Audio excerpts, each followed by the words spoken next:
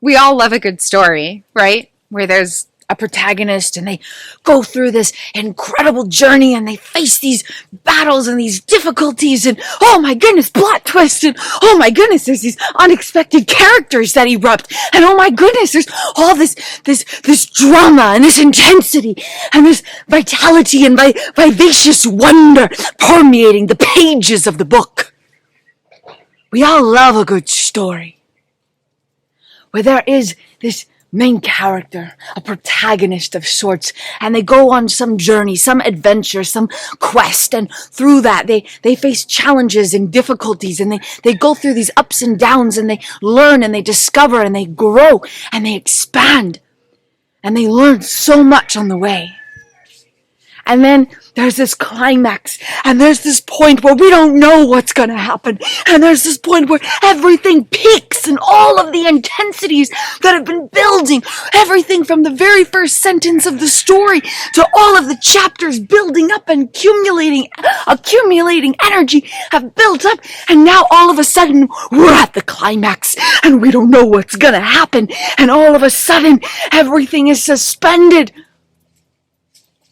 And then it miraculously reaches some beautiful resolution where every little piece of the journey gets tied together. And that protagonist makes it to the other side of their journey, whatever that journey was. And there's this happy ending. There's this beautiful thing that comes from all of this stuff that maybe didn't make sense on the way. And there's this beautiful, beautiful, beautiful conclusion where everything makes sense and everything lines up, and there's all the pieces tie together, and there's this sense of satisfaction. There's this sense of completion. There's this sense of everything just comes together fluidly. We all love a good story, right? We all love a good story. It's a corner staple of the human existence and experience, is that the humans like to tell stories. But you know what the greatest story is? The greatest story is the story that is untold. The greatest story is the story that is written in the mysteries of our body minds. The greatest story is the story that doesn't have an explicit narrative. The greatest story is the story of the cosmos expanding its own miraculous existence through the transcendent evolution of consciousness.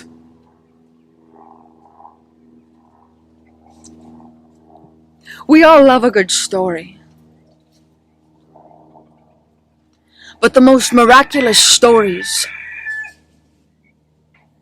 are not the stories we think about, where it says, once upon a time, and they lived happily ever after. The greatest stories don't have an obvious beginning and an obvious conclusion with succinct levels of that middleness where things flow and build in this predictable way.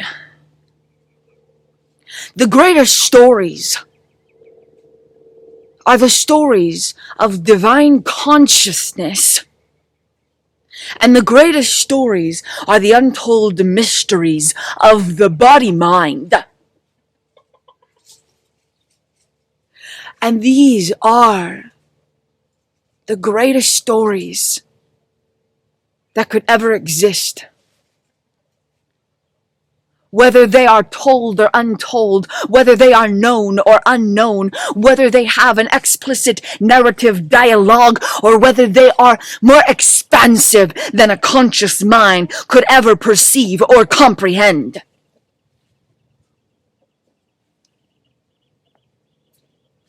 The greatest stories are the stories of the light that dances through our beings.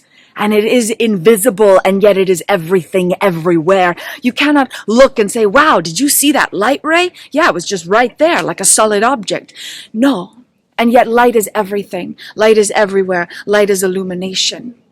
And it is very similar to the energies of divine consciousness and the energies flowing through the body-mind.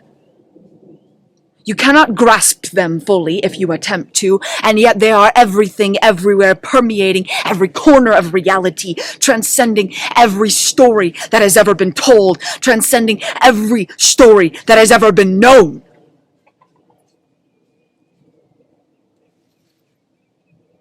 We all love a good story.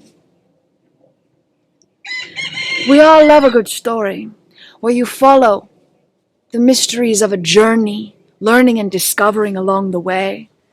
And things happen you never expected. And some of them are delightful, and some of them are tragic. But as the story progresses, the characters involved in the journey eventually reach their destination, whatever that might be.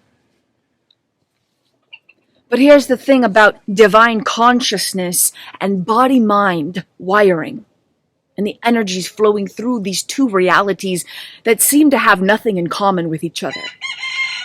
Body-mind wiring, hundreds of trillions of energetic pathways, carrying memories, mostly unconscious, that hold abstract associations of navigational and regulational programs that tell the energy of the brain and the body how to flow and how to project aspects of reality to interpret abstract potentials into specificities of personal experience.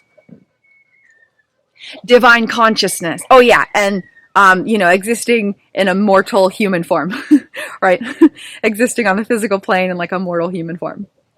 Divine consciousness, non-physical, infinite, eternal, transcendent, a pureness of beauty, beyond all experience, infinite, limitless. What could these two realities possibly have in common with each other? What could divine consciousness possibly have any association with body-mind wiring? Like, if you look at their realities, divine consciousness is like this infinite, pure essence of just like this transcendent love and like this miraculous beauty and everything. And then body-mind wiring is like all these energies that are like trying to navigate life and relation with like surviving, the well-being of attachment systems, and like, okay, like how do I tell my nervous system to regulate in this moment? And like they just have so many differences. But that's exactly why they play together. That's exactly why they play together. Divine consciousness says, I want to enter into that body-mind wiring, and I want to evolve through it. Divine consciousness says, I want to enter into that body-mind wiring and evolve through it. I want to bring this infinity, this limitlessness, this eternal essence, this transcendent beauty, this timeless knowing, this ancient wisdom, this profound transcendent love and purified essence and cosmic energy. And I want to bring it into a human experience. And I want to use that human experience to know myself in new ways. I want to use that human experience to evolve beyond what already is. I want to use that human experience to reconstruct the human experience. I want to use this as an opportunity to know the totality of my being and to expand even beyond that. And so the greatest stories are not the stories we think about through the human mind and the understanding of stories. The best stories don't have a linear timeline. The best stories don't have an obvious beginning and a predictable conclusion. The greatest stories are flowing through divine consciousness and body-mind wiring, and they are abstract, and they are vibrational, and they are implicit rather than explicit, and they are energetic, and they are infinite, and there is just this infinite quantum field of vibrational essence and existence that doesn't have an obvious story. And yet then we have an opportunity to perceive and explore stories through body-mind wiring as divine consciousness. And when we perceive a story, we then have the ability to resculpt it, because it's not this obvious linear black and white unfolding of explicit particulars. It's this abstract, limitless, energetic quantum field of infinite possibility. And as we adjust that energetic focus, we then have so much more potential in the story of our own existence. We are existing, and there is a story that assists that existence. But it doesn't have to be the automatic story that it was, is, or is projected to be, intended to be. It can be a completely new story. I have an amazing story to share with you, and it's really fascinating, and it's really unique, and it's really intriguing, and we learn a lot along the way.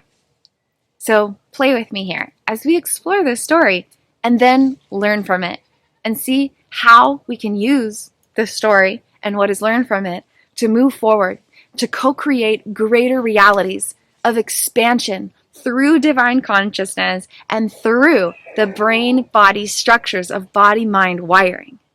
And so in this process, we get to resculpt our existence from the ground up. In this process, we get to know who the self would have been if there had never been any moments of unfulfilled attachment needs. Through this experience, we get to lovingly liberate all parts of the essence of our true self. Through this process, we get to take any piece of body-mind wiring and resculpt it from the ground up. Through this process, we get to take any navigational or regulational program and reclaim power within it. Through this process, we get to reclaim that foundational essence of our true self. Through this process, we get to reheal and resculpt and remold and recreate and rebuild the attachment systems at the foundation of the body-mind. Through this process, we get to take hundreds of trillions of energetic pathways, understand what allowed them to be sculpted into existence and what programs they hold regarding navigation and regulation and how they are affecting experience now. And then in this process, we get to go through and affect how hundreds of trillions of energetic pathways are wired now, no matter what has ever happened before or what information has ever been stored in them.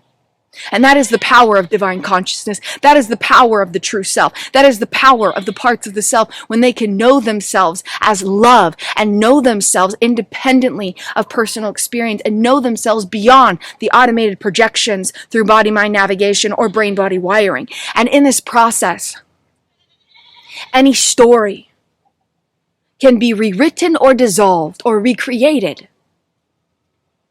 And we get to choose that now. In every moment, we have power to plant seeds of healing, restoration, transcendent transformation, personal power, reclamation, and loving liberation.